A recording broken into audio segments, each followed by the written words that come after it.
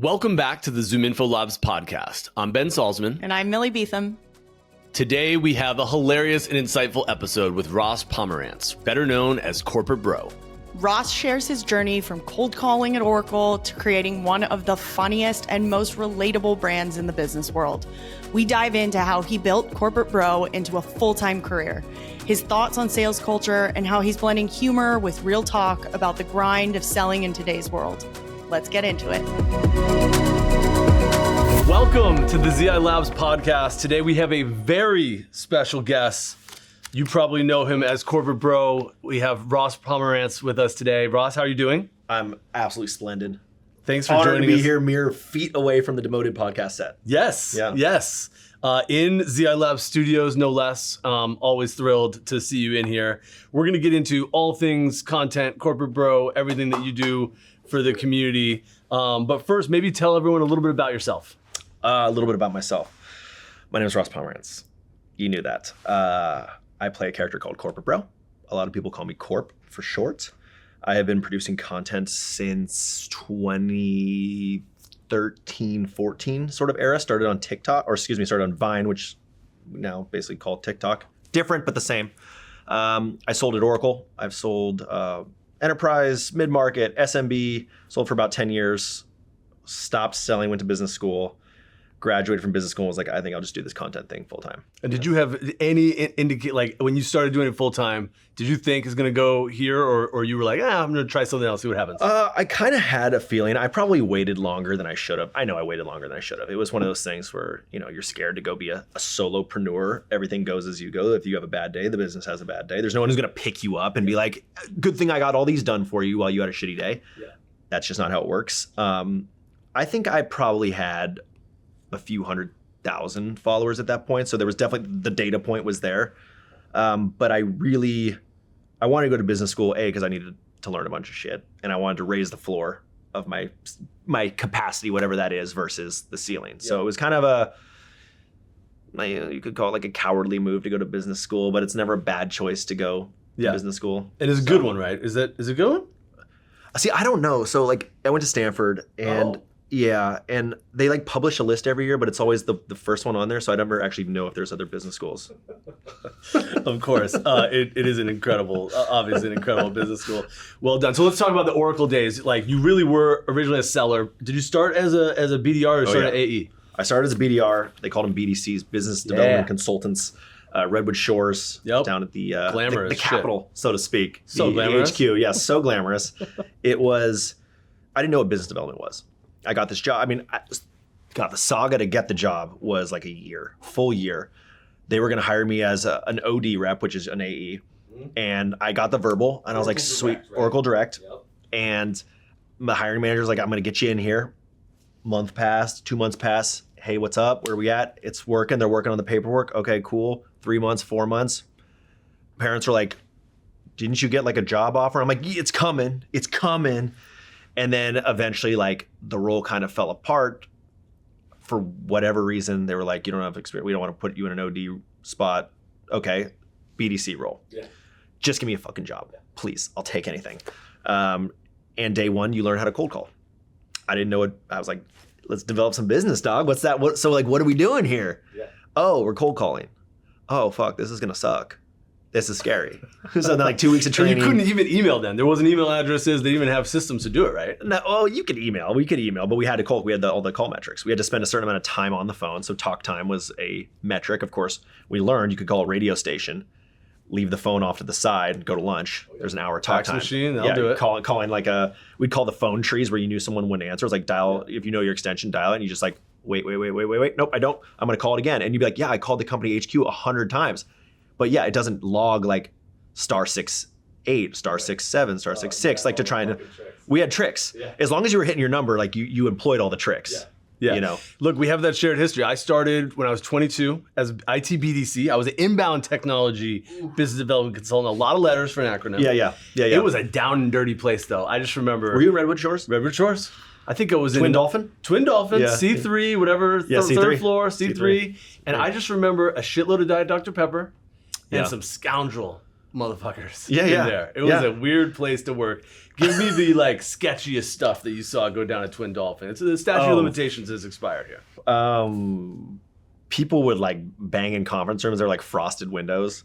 Again, so this like building Twin Dolphin that we both worked in, like few thousand 20 to 40-year-old people who don't like all salespeople. Yeah. So it was literally a locker room. Like the beautiful campus was across the street, as you know. That's where the real people, like the real employees, so to speak, worked. Yeah. So people were pulling fire alarms. We would smoke so many cigarettes out back. Yeah. We would just like, I would leave at lunch. There was another sales manager who was a former Major League Baseball player, and I like still play competitive baseball now. So on Fridays we would go smoke a bowl at lunch, go play catch, come back, and then like make dials or like submit our weekly reports, and just absolutely ripped at the end of the day. It was a good time. I mean, you did learn how to sell. Like the training was really second to none, and you kind of bond over the shared misery. It was a great place to get your career started with a bunch of people who were also similarly hating their life, hating their job, and it was the quintessential inside sales org. Yeah, it really was. It was such a locker room. I remember my claim to fame there was I was doing well enough 2 quarters in a row where I decided, fuck this corporate stuff. I'm gonna start wearing authentic jerseys every Friday. Like it became Jersey Fridays. Yeah. Over my button down, I'm wearing like a football jersey, and I was like, I could get fired for this. Next thing you know, like people were looking for locker room stuff. They're like, let's do it. Oh, fucking weird place. You realize like everybody's a VP, right? There's like the VPs, the AVPs, the SVPs, the GVPs, and you realize like actually none of them hold any power. Right. If you have a letter in front of your VP. Yeah. So like nobody really was gonna do anything. It was so hard to fire people there. Yeah. You could do heinous things and you'd still have your job. Totally. Sometimes people just didn't show up and they just quit. They just wouldn't say anything. They just stopped showing up. You're like, where's Tim? We don't know. We haven't seen him in a month. So we're just assuming he left. Yeah. We don't know. I love it. And so you learned a lot about sales, right? I mean, it is a good place to get trained. Yes, I remember like leaving there being like, oh, now I know stuff. They hit you with that Sandler sales. Yeah. Did you have Mike Myers? Pain? Yeah, of course. Oh, yeah. Of course. That guy's fucking good. He's good. And he made a ton of money off of Oracle. He dragged you down the pain funnel. If he's still not working there, he might even still be doing it. I think he's doing something. He's on LinkedIn. He's doing something else. But so then you left Oracle and ended up moving on to other sales roles, including at Glassdoor. Yeah. Describe a little bit about that experience and that transition from being a sales rep to like, oh shit, I'm gonna be a full-time content creator. Yeah, so there was a small stint in between Oracle and Glassdoor, a place called Soasta, S-O-A-S-T-A, no longer exists, got bought by Akamai for $0. And I left because my manager, my current manager at Oracle was like, I'm leaving, I want you to come with me, pay raise, promotion, all the dope stuff. You're like, fuck yeah. Also like loved my manager, so I was in.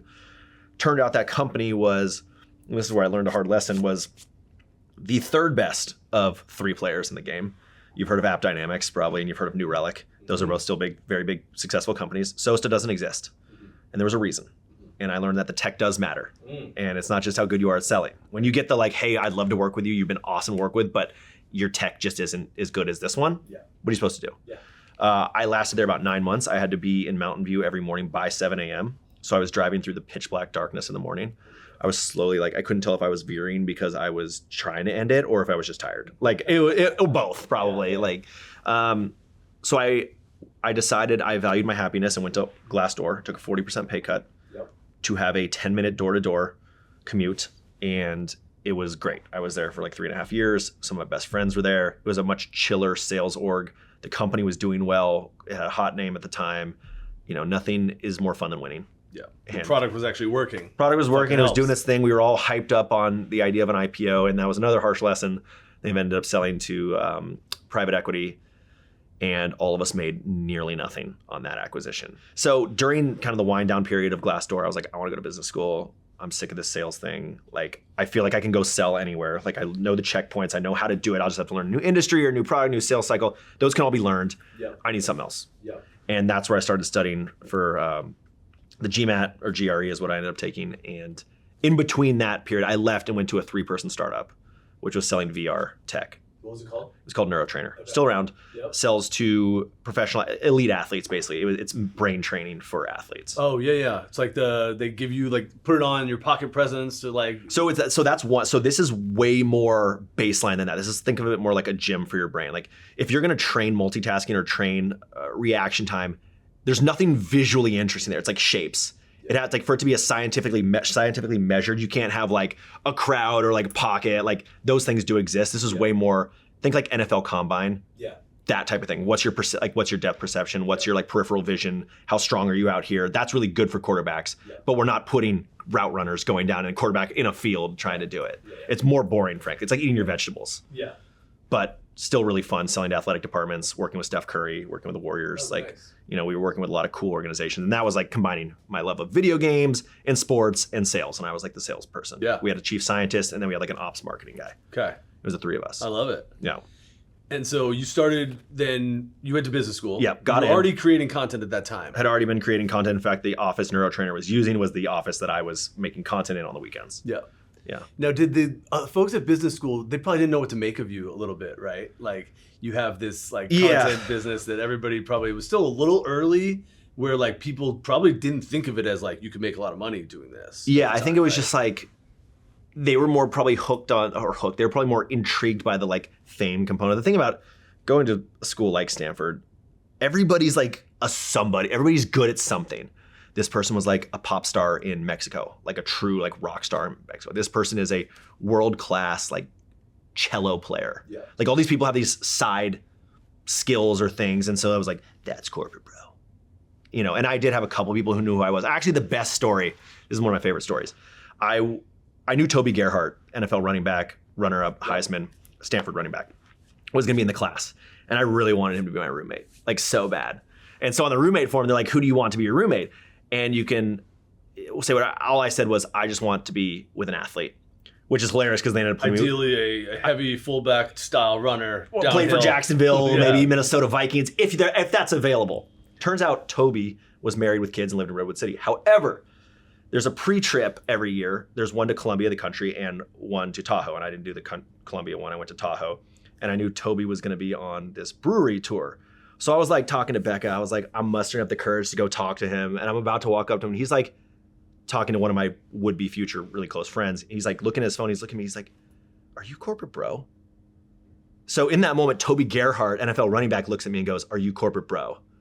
And I'm like mustering the courage to come talk to this guy. Yeah. And I wanted to cry because I was like, Mom, Toby Gerhart like recognized me. Yeah. And then we became good friends. And I always joke that I would stuff him at the 1 yard line if I had the opportunity.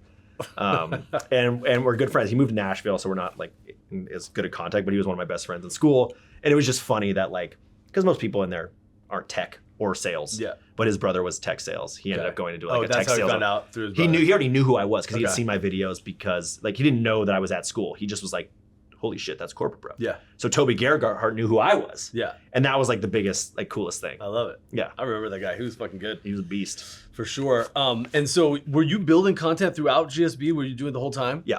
I was doing it the whole time. I would shoot some stuff down at school. I got folks who I was at school with to be actors. That's all my peers like, who's in the videos? My friends, my family, whoever's around and willing to do something on a weekend with me. Yeah. That's pretty much it. Yeah. So yeah, I was making it at the same time. And so then you left business school. You clearly were like, I'm on to something here. Describe that next period of like building a business out of it. You've raised a fund, like, talk about what it turned into. Yeah, I mean, so while I was there, there's like a bunch of prongs to this. So while I was there, I shot a TV pilot that was absolutely dog shit. I self-financed it. Like I had already been doing speaking gigs. That?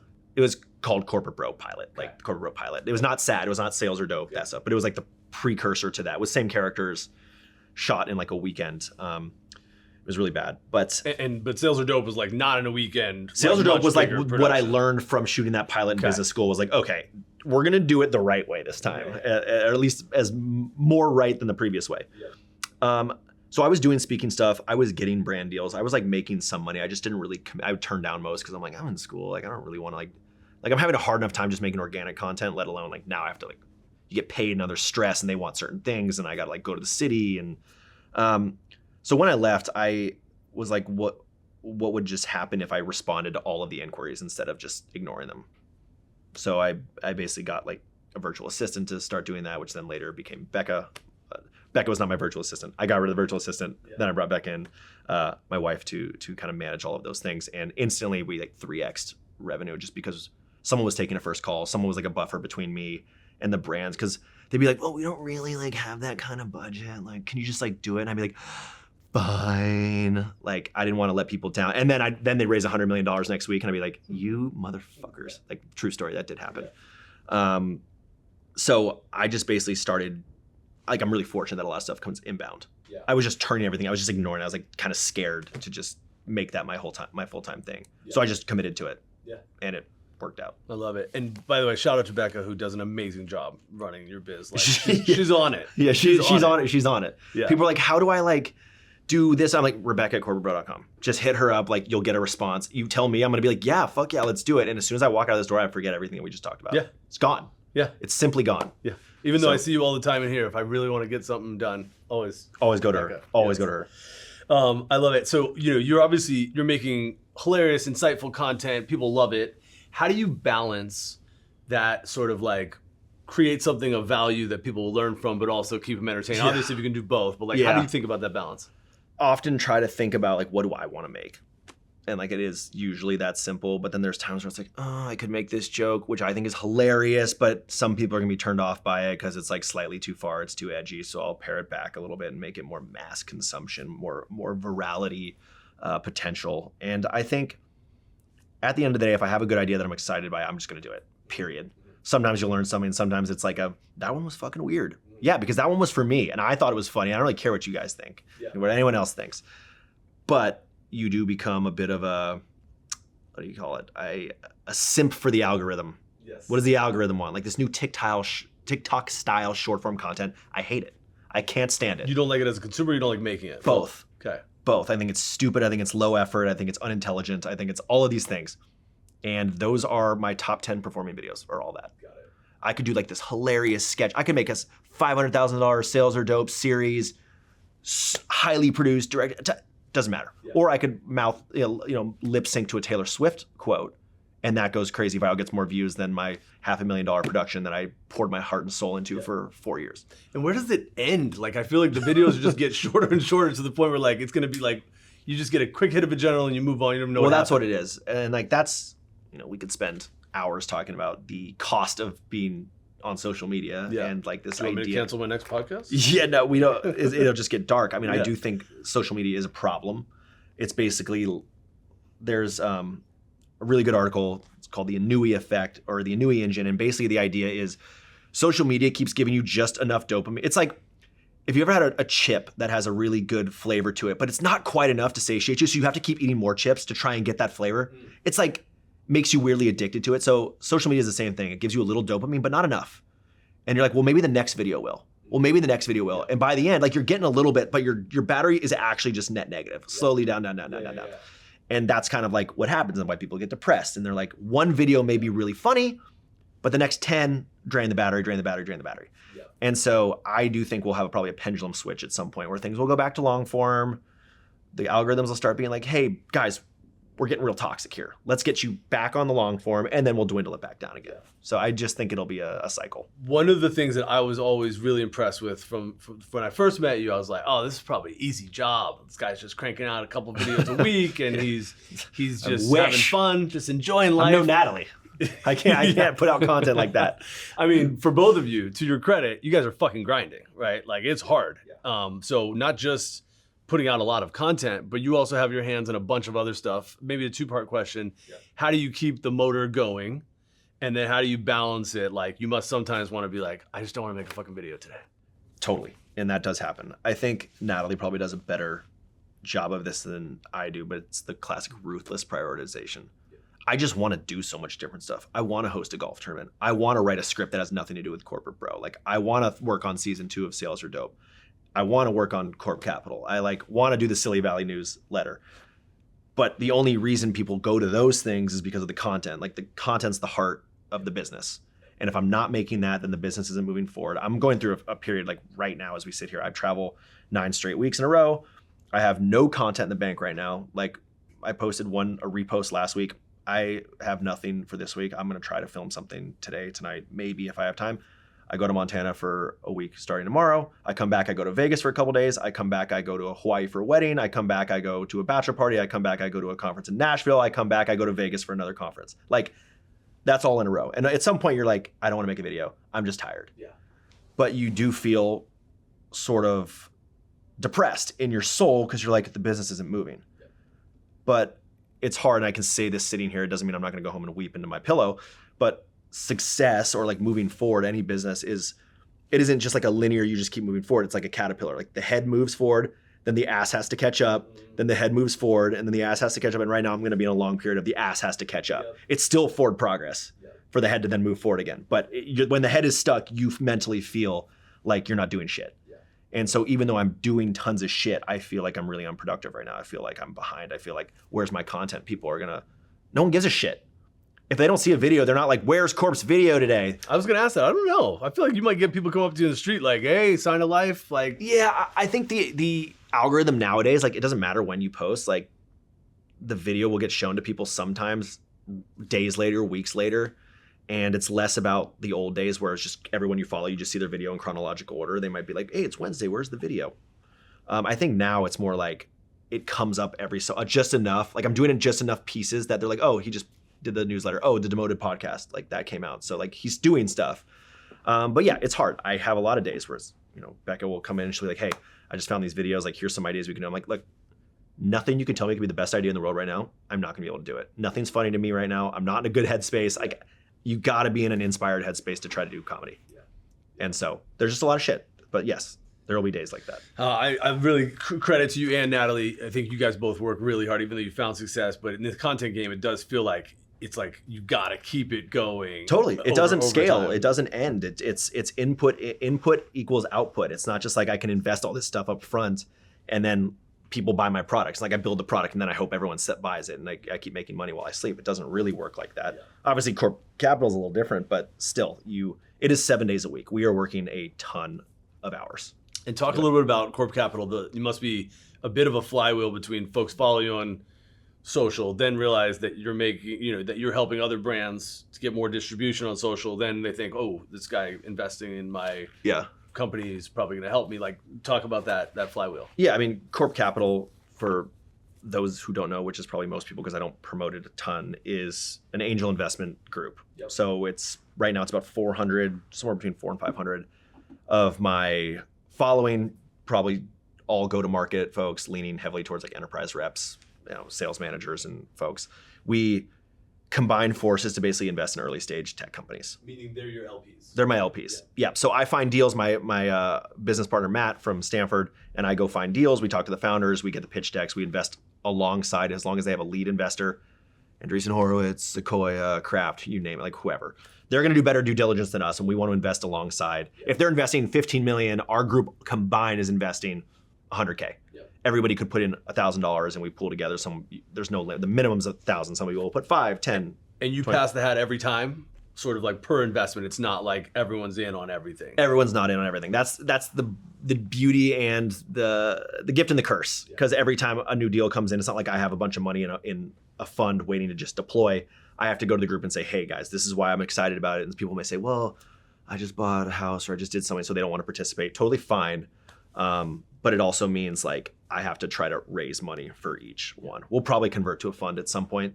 So we have some dry powder. So when we find things that are really exciting, because again, you're at the mercy of what they want to invest in too. And it's like, we have some insight into certain things and we can't like totally share it. We're excited about pre-seed or pre-product companies. And they're like, we only want to do Series A. And I'm like, well, your $1,000 in a Series A that's valued at, $250 million right now. That's not going to be a very big return. Like, you put that into crypto, put it into something more high, like risk. Yeah. And they, they're like, what's the revenue? I'm like, well, it's pre-product. That's kind of the whole point. We're investing in it now when it's worth like $4 million with the hope of it raising at 225. Anyway, It's a whole battle each time trying to get people excited about things. It's a sell job. Yeah. Yeah. But it's great. And if anyone wants to invest in early stage tech companies, Corp Capital, hit your boy up. I love it. And talk a little bit about monetization. Like, you're clearly making a lot of money. Are you willing to share like the way in which you partner with companies to make money? Like, I think a lot of people, even 2 or 3 years ago, would have been like, that's like a nice little business. Now I think of it as like, this is the job you want if you can get it. Yeah. Coming out of school. Yeah. And I think like folks like Mr. Beast are, that's the biggest, most prime example of someone he's a creator worth $1 billion. And he's got all these offshoot businesses, which is kind of how I think. I'm like, how can we build businesses around the content? So to answer your question, like where does revenue come from? partnering with companies, whether it's making branded content that exists on Corporate Bro, whether it's making content for them that exists internally or exists for their partners. There's a lot of different like video type content we can write and produce, edit, those things. I've gone into act in videos. They've written them and I'll just go act and it'll be like an internal video. I did something for Microsoft with a few members from The Office, like the show The Office. Then there's the speaking piece. That's a huge piece. I'll do like cameo videos. Like speaking in brands are the biggest. I do advisory consulting work. That's more like traditional MBA work where it's less, I'm more behind the scenes type thing. Corp Capital is one piece, but I would say those are the two primary. I mean, you could throw merch in there. It's kind of a meaningless amount, but those are the biggest revenue pieces. So I break it down in terms like branded content, internal, external, speaking, whether it's keynote, brand workshop, humor workshop, and then acting external. So like just not Corporate Bro stuff. Just like acting and commercials and stuff. And when you're thinking about from a CMO's perspective these days, right? I think there's lots of discussion around like where does influencer marketing content fit in with their demand generation strategy. If you take like the most generous version of this, of like it's the only game in town, you should do it all the time, versus like it tends to not work here. Like paint both sides of that picture and then maybe how that's shifted over time. If it's like 100% do it all, it's there, like 0, this is a failure, I would say it's at like the 65-70% kind of like you should do it. Will it convert? Well, if you're selling Salesforce licenses and Corporate Bro tells you to go buy a Salesforce license, you're probably not going to go buy a Salesforce license. But you see enough content that Salesforce looks cool and they're doing cool shit, like you might be more inclined to check it or reminded that you were already thinking about it before. If you're in a saloon with Matthew McConaughey, you're in a saloon with Matthew McConaughey, you might. So I think now that Gen Z is becoming decision makers and holding budgets, the general consensus is, and there's a stat that I don't know off the top of my head, but it's basically people are more willing to buy from a niche influencer than they are from Matthew McConaughey, than an A-list celebrity. Because they know they're kind of like hired guns, like they have no authenticity. There's no way Matthew McConaughey's logged into Salesforce at any point in his life, period. Like, sorry, it's cool that he's like in a commercial, but the fuck does he have to do with Salesforce? Nothing. It's Benioff's friend. And so like deploying a strategy of like multiple influencers across your space, a niche space that like your friend who works in law would have no idea who these people are. But those people command your audience. Like that is worth something. That's worth a lot actually. And being able to hammer that enough times, like you're not just gonna get one video post and then it's gonna work. And all of a sudden you get all these conversions, especially B2B, right? Like the cost is too big for these pieces of software, but you hit it enough times, you start to build a brand feeling, you start to build emotional attachment, and that's when the conversions happen. But CMO's got to be willing to invest, and of course CMO's got to be willing to and able to convince a CEO that it's worth investing in, which is really hard to do. That's just super hard to do. I can like speak it to it the way I just did, but I can't sit there and be like, we drove a 1,000% increase in blank. Like all I can do is give you impressions and reach and comments and like how does that stack up against my other videos? And then they'll have to benchmark that against their own. Like there isn't a direct, I'm not selling CBD pills. If they were CBD pills, we could say, here's how many people clicked on the link and started an order and didn't finish their order, like that type of thing. But it's a much longer game in B2B for sure. Have you considered selling CBD pills? Yes, I have. Okay. I've been asked many times. And I'm probably cap. not. Just a cap. Yeah, just Corp caps. Yeah, Corp caps. No. I won't be doing that. No, I don't. The margins aren't good enough there. Yeah, fair enough. I'm thinking more towards more software. I'm thinking more software than. And maybe a couple of notes on Demoted. You all shoot the podcast here in the ZI Labs studio. We feel privileged to have you as part of our. Thanks for giving us a quarter of your office to just put bean bags down and Post-its on the wall. Yeah, but Demoted basically is a podcast around sort of like work culture and life. Talk a little bit about that and how you met Natalie. Yeah, I mean, what do we call it? We say it's like workplace shenanigans with a hint of like career advice, and we want to keep. We had our mid-year meeting, which I know it's like late August. Yesterday, our producer flew up from LA. He's actually sitting in there right now talking to Becca. Shout out to Talon. We're trying to figure out exactly what is the true identity of the podcast. Like we have some ridiculous stories on there. We do give career advice. We do get corporate confessions. We have our own topics that we want to talk about, whether it's like Riz in the workplace to make it Gen Z or like email best practices, which sounds boring, but we find a way to make it funny.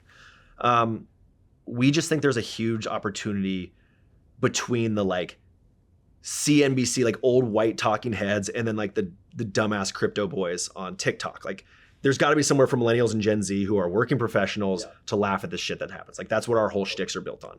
And so that's the goal with the podcast. We want to be your work bestie. We want to talk about the things you would talk about at the water cooler, but then also like with some work involved. It's like gossiping with a hint of work, getting shit done.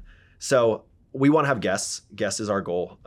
We're probably going to do that remote. We're trying to figure that out from a technological standpoint so that we can, you know, I'm not an expert on benefits, signing up for benefits. I barely understand benefits, and I, you know, was signing up for them for 10 years. Wouldn't it be cool if we had someone just like tell us what we're supposed to look for, and then we make it funny, you know, and we like ask silly questions and like, but actually get some value out of it. How do we deal with equity?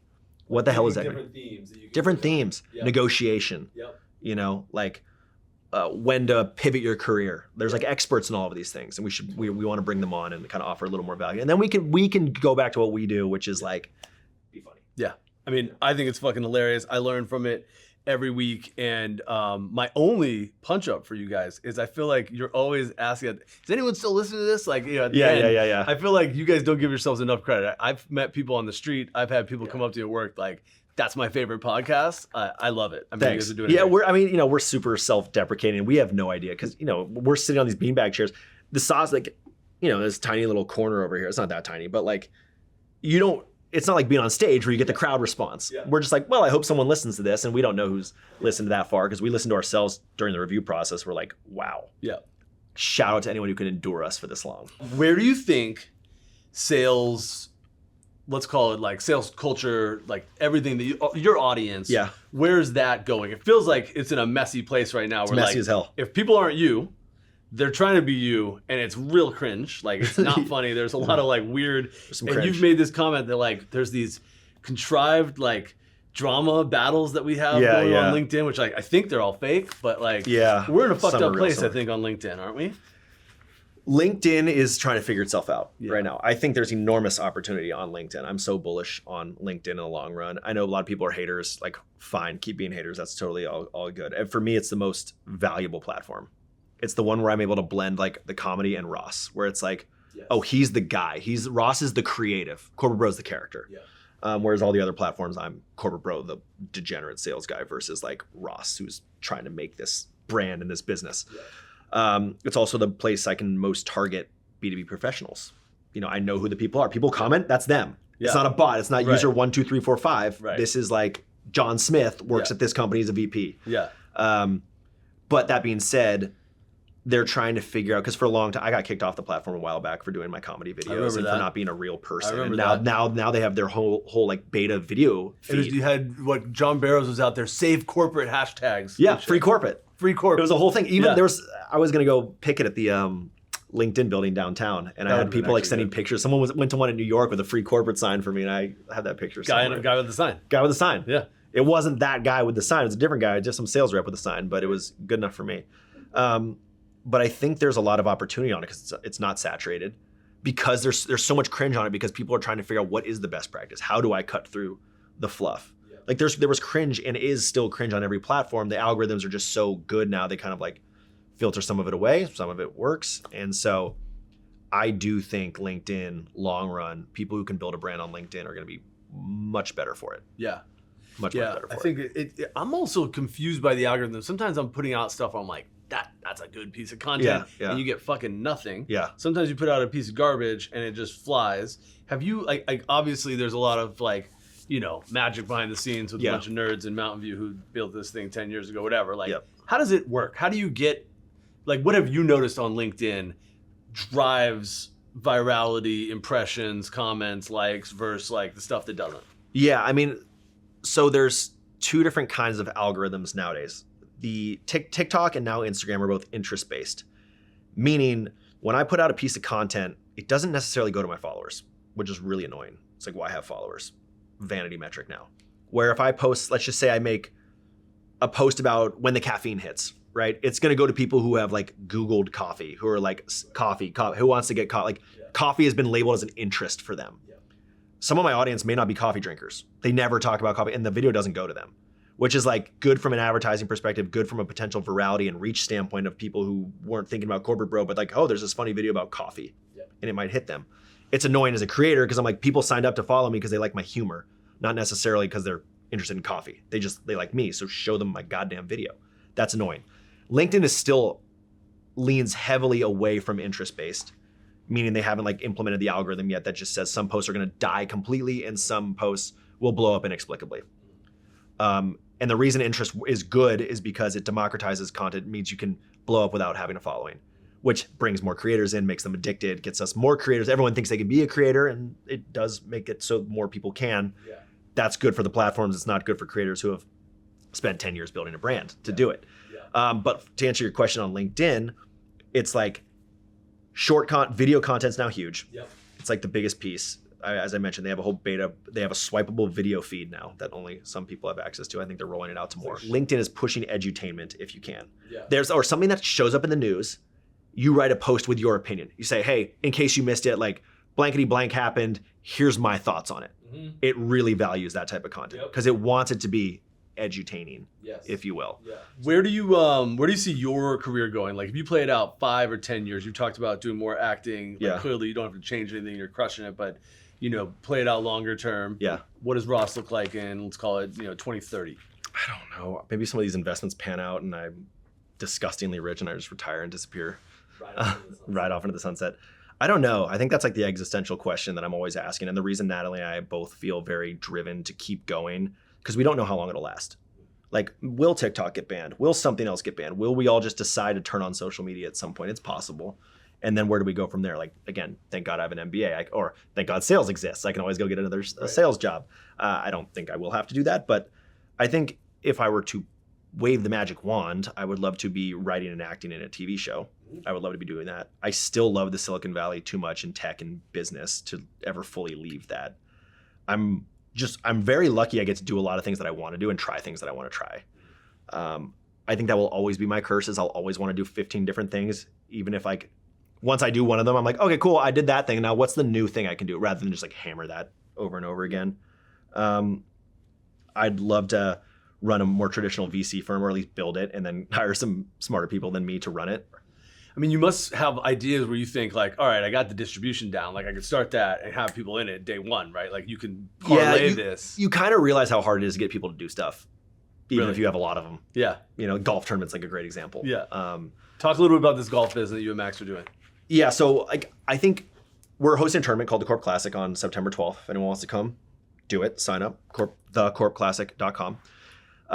We both view golf as a huge conduit into go-to-market and business. I mean, obviously it's like a cliche, but we think that there is space to create a golf community around go-to-market professionals and bring them in, whether it's like a paid version, like a free tier and like a paid tier with access to certain courses, and we'll build, swag. I'm in something called Golf Gaming Club, which is a combination of, it's a golf club, but it's golf influencers, gaming influencers, like Twitch, streamers, and then industry executives, both on the golf side, PGA side, and like working at EA Sports or 2K or Amazon, like Twitch, and it's a virtual club. They host these tournaments. You spend like $1,000 a year, and then you still pay to get into these tournaments. So you're paying $1,000 to get access to these tournaments with all these cool people, and they give you all this swag and so forth. And I think there's a GTM version of this, of people who just want to play competitive golf, want to play chill golf, want to get better at golf, and like network around golf and like, the profession. Yeah.